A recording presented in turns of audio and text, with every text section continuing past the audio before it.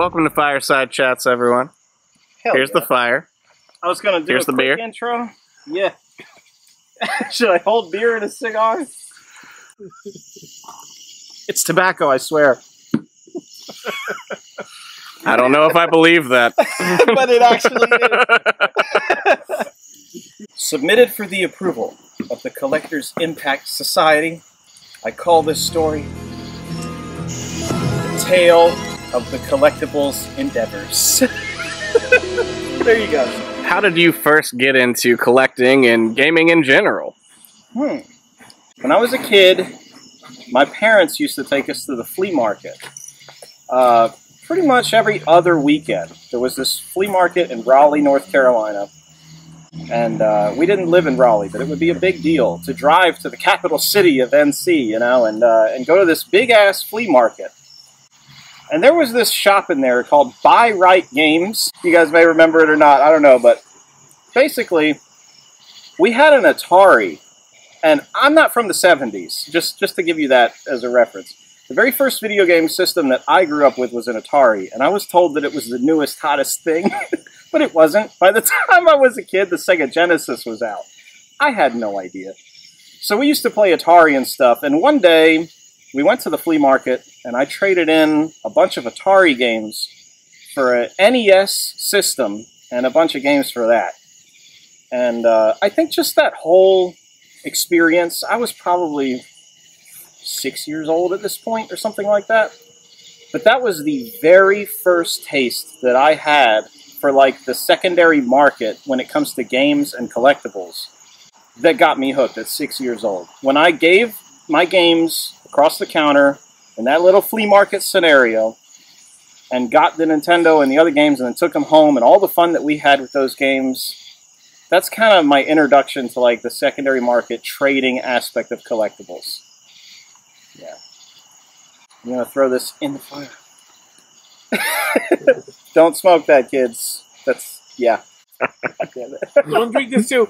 Don't, yeah, and don't, well, actually do drink this if you're 21 and older. 21. This is, yeah. It's not the greatest, but come on, man. It's old stuff. But for card games specifically, my brother was an asshole when I was a kid, alright? He was a asshole. Yes, he was very mean to me. I was a second-class citizen. Bro, if you're watching this, sorry. We get along great now, but back then, But anyway, when we were kids, there was a card shop near our house, which was super random. So we lived in like these little suburban homes, great little neighborhood at that time, since now it's fallen to shit, but yeah, then it was great. And I used to go outside and walk up the street, and then lo and behold, in 1995, there was this little shop that had opened up across the street from our old neighborhood. And it was in an old house, so they were technically not even supposed to be a shop kind of a situation. The 90s were awesome, kids. So they had opened up this shop called the Magic Place. And they sold Magic the Gathering cards in this little shop that was a house. It was like an old lady's house or whatever. And they had showcases in there, and they would hold tournaments in there. So I used to walk up the street and go there. And that's where I got my very first exposure to Magic the Gathering cards. And that was actually like in 1994, because I was buying revised packs at that point. But in 1995 is when I actually got into the card game scene, buying Star Wars cards. So, cue the music. Because that was a terrible investment, but I was a kid, and I loved Star Wars, you know? I loved Luke Skywalker and Darth Vader and all that kind of stuff. So as I was buying those, my brother was buying revised and, well, mostly revised packs, pulling dual lands and stuff, but he was too cool for me, so anyway. Yeah, that was my first exposure to trading cards, was that store. And then, after they got called out for their zoning issues, they had to move their location across the city. So the next best thing was this shop called Sports Cards Unlimited, run by this dude named Mike. And that was in like 1996 that I started going there and chatting with them, getting into like 4th edition Magic cards. And that's where it started. I'm going to get you with this nice lighting, Head and Shoulder classic shot. Not a sponsor. Not a sponsor, but if you want to be a sponsor, just hit me up. You know. Click the like button somewhere. Yeah. Oh, definitely click the like button and subscribe because we're crazy and we love it. All right. Ring that bell. So this right here is Lazy G. He is my Lazy G. The G stands for gamer, and we love him. Now, what is it that got you into collectibles and/or collecting? What's the first major memory that you have? Well, the first game I ever played, really card game, that got me into collecting was Pokemon. Back when it first came out, and I think I was 6 years old at the time. Wow. But one of my friends actually brought some of their cards to camp. So I remember the first time I saw cards was when I was at a summer camp. And someone had brought them in, and I remember the first Pokemon card I ever had was a Persian. Someone gave me it was like an uncommon Persian from one of the first sets of Pokemon. It might have been Jungle or something. Yep. And I eventually traded that same day to somebody for a Charmeleon, because I really liked that card a little bit better. But I had no clue how to play the game. But that was really my first time interacting with any kind of card game and collectibles, and I really didn't know much about it. I didn't know how to play the game. I didn't know any of that. But I eventually, more and more people at that summer camp, we started to get more into it. And one day I remember being at the mall, and there was a kiosk right next to the food court. And I was there with my parents, and I was just begging and pleading, can I buy one of these Pokemon decks? Can I get something to invest in this game? I really want to get involved with this. It seems really cool. And I think they were $10 at the time, compared to probably what one of these sealed would go for nowadays. Would be ridiculous. Yeah, hundreds. But the first deck I ever bought was that Vaporeon deck. It had like the hollow Vaporeon, and I don't even remember what it was called, but that was my first actual set of cards that I owned and introduced me into the gaming world. Nice. Let's see though. I have Lazy G in there. Oh, there's crazy f***ing bats in the trees. It's a cicada. What's a cicada? Damn, that thing sounded like a... Oh, it's down there. Where? Flying. It went... Was that a cicada or a bat? That was a cicada. That was crazy. Damn, son. It's the Chupacabra. Oh, God. All right, so we're going to be avoiding the Chupacabra, maybe, if we can open some MetaZoo. Hey, guys, Navi here. I'm probably sweating a lot because, you know, summer. It's hot as it's like 100 degrees out here. That's a fire, too. Yeah. So what was the question? It's like the first collectible? Yeah, what got you into collecting? It's a toughie for me. Back when everything was collectible here in the U.S., I was not here in the U.S. I was in Mexico at that time. Very rural town. We had spin tops, you know, sort of like a Beyblade, what people know about right now, you know, what's popular and stuff. But ours were actually made of wood, and you had to wind them up with an actual string and, you know, shoot them at other people's, you know, spin tops or Beyblades. For us, I think it was Yu-Gi-Oh! At first. The TV show had come out. For us, it was just fantasy. We never knew that the actual game actually existed until somebody from the U.S. Came to Mexico, and he actually transferred to our class, and he said that the actual Yu-Gi-Oh! Cards were real. Probably 2-3 months later, there's a shop, not actually a card shop, but more like it was a shoe shop that had the cards, and they were expensive. So we as kids, we couldn't buy them because you know, the money that our parents would give us wasn't enough to even buy a single card. But later on in the years, when I believe I turned 8.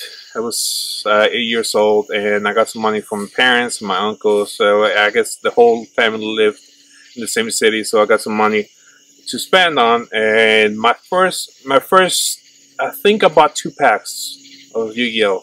Because I had money to buy. It was Pharaoh's Servant that I was able to buy.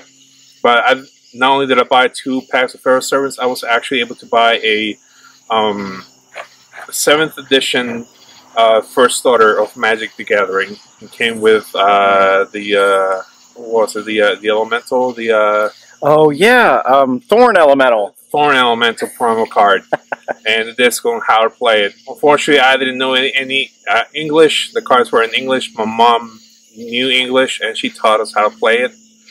After that, you know, I guess it got stored away, and I never heard of it ever again until we moved to the U.S. That's until I came up to Sports Cards Unlimited in the mall. It used to be Northgate Mall, no longer there anymore. Probably played one tournament there, and one tournament at the Marriott where they used to do the pre-releases. And I went through Yu-Gi-Oh! First. I guess a lot of young kids went through Yu-Gi-Oh! First, and then they realized the Magic the Gathering was a little bit more popular, more intensive, more strategic. And I switched sides pretty much. You know, I joined the dark side and went to Magic the Gathering. I hear that. That seems to be a very common theme for a lot of gamers. Your story inspired me and really reminded me of a lot of my stuff too, where really, like, the first thing that hooked me to trading card games was Pokemon, hands down. Star Wars was fun to look at, but as a kid that grew up without a lot of money, you know, it was very hard to come up with the money to buy a pack of Star Wars cards and stuff.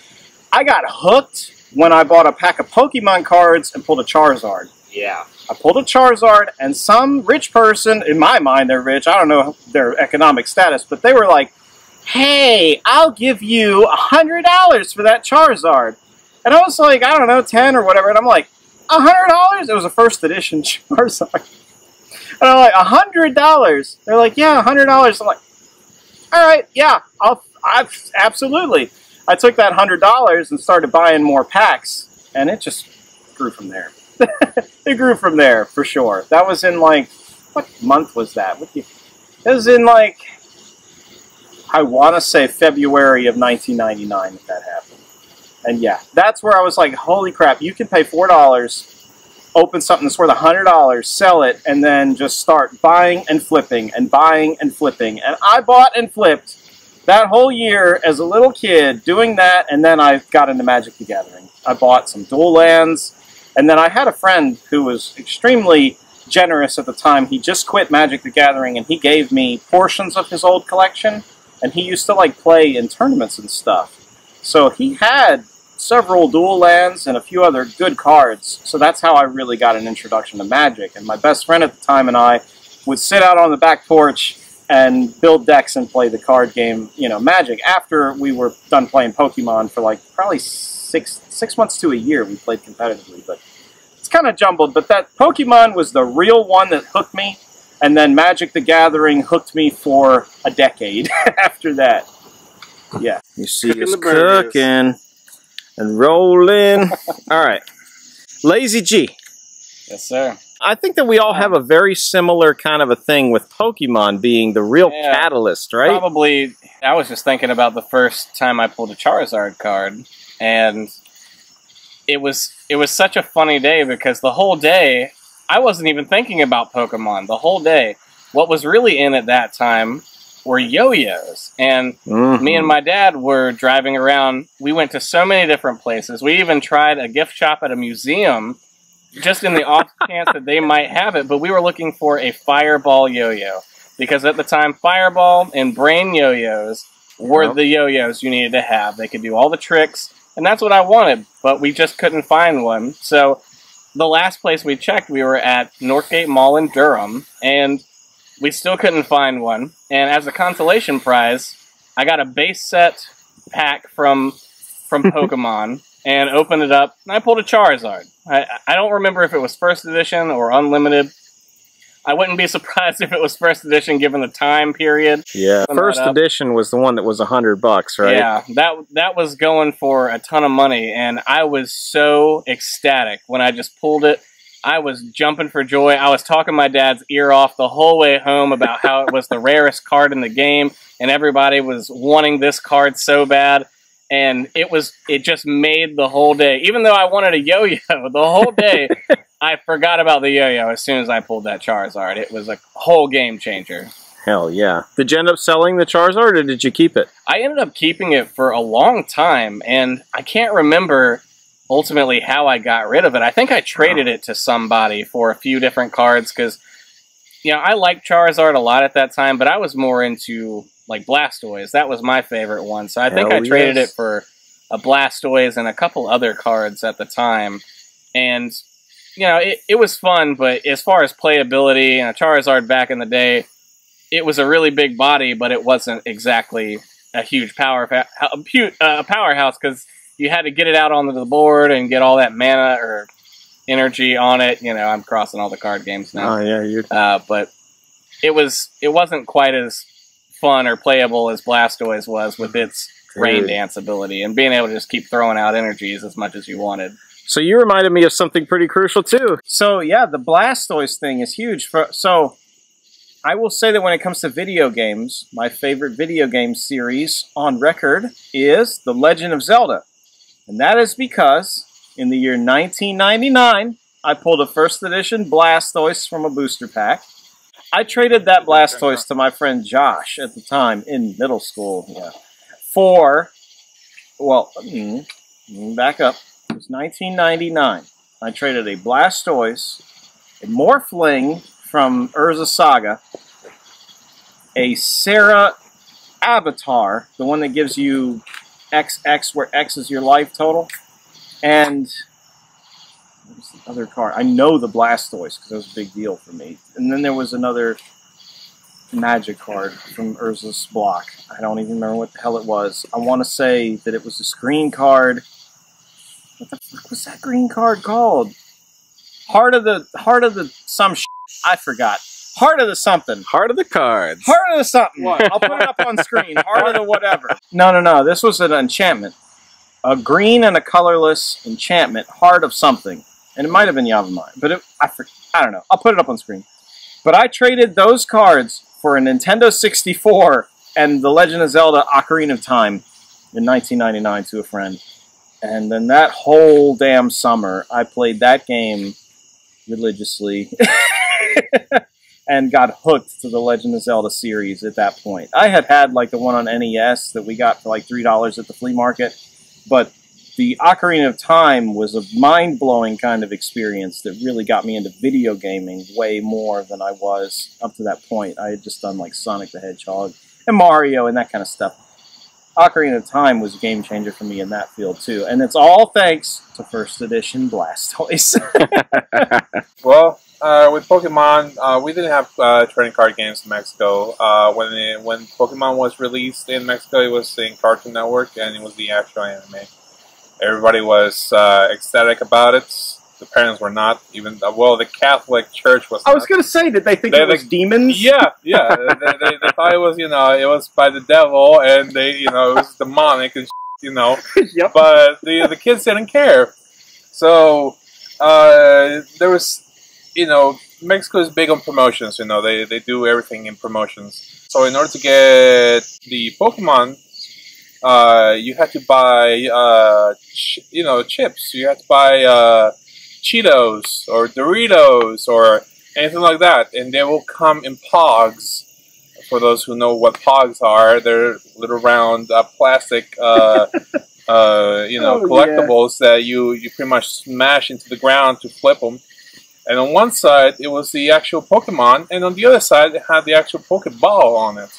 I bet those are actually collectible right now. I would not be surprised. I wish people still had them. I mean, they were pretty used up during those days. My favorite Pog to use was an actual Raichu, and I was really good at it. People would have big stacks of Pogs, and people would try to flip them, and I would just come in with just a single swing and flip all of them over. That's probably the only way we were able to collect the Pokemon over there in Mexico. That's cool. It's starting to die out. Starting to die. We got to throw some logs on this bitch. Hang on. You're not going to see much of this. Actually, you might see this part right here. This is gold. All this is gold. To those who know what life is all about, it's all about the gold. It's all about what you share with your friends and how you share it, and being with your friends. That's true. Pretty much living it up, man. That is the honest message of this video. You know, that really does tie into our conversation. Life is about the moments, and when it comes to the collectibles and games and stuff like that, it's not about the items as much as it is about the fun that you have with your friends. Kitchen, tabletop gaming, and all of that kind of stuff. I personally feel that the reason that those things draw so much attention and so much money is because of the experiences associated with them.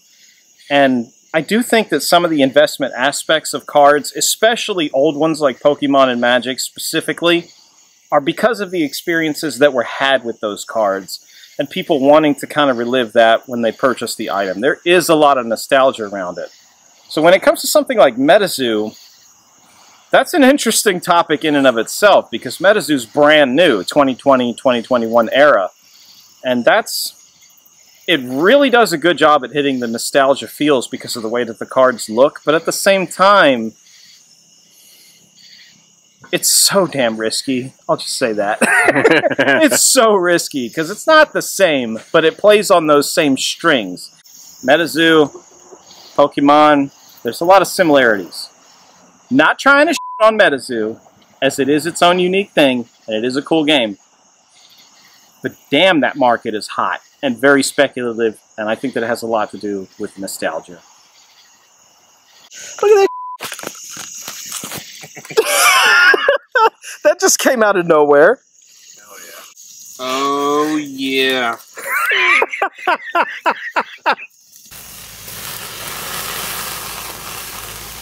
Oh, hells yeah. I think we're going to do some pack openings at MetaZoo if you guys are up for it. We're good. Yeah. You want to do some pack openings? You want me to bring in my 4-leaf clover from Neopets over here so to give me some good luck? Hells yeah. Yeah. Alright guys, so we're going to open some packs of MetaZoo, so tune in next time. Same collecting time, same collecting channel. Subscribe to Collector's Impact. Yeah. In Spanish, el mismo canal por la misma hora. Gracias, mi amigo. Alright, we will see you next time for some MetaZoo pack openings. Thanks for coming by, and hope to see you again next time when we open some MetaZoo packs. Take care.